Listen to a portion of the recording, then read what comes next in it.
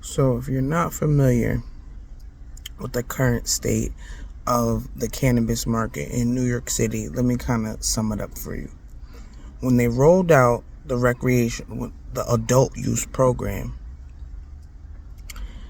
they didn't have all their ducks in a row as far as regulations and licensing.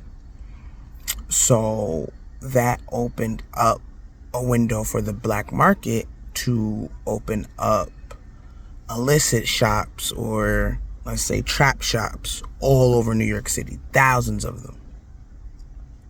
That caused the mayor to start an initiative called Operation Padlock, where he was raiding these illegal cannabis smoke shops, and people were being fined and the businesses were being shut down and padlocked.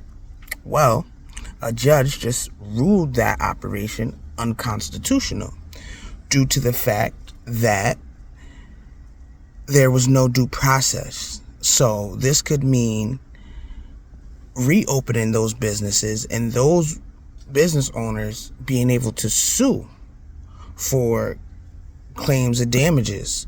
So that's thousands of businesses that were affected by this.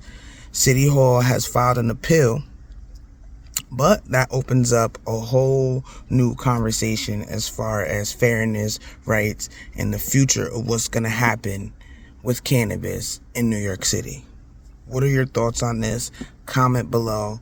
Let me know what you guys think.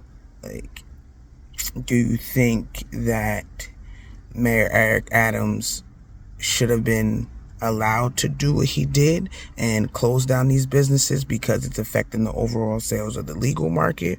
Or do you think that the judge is correct and that was unconstitutional because how they did it? Comment below. Urban Eats, Fidi Fuego.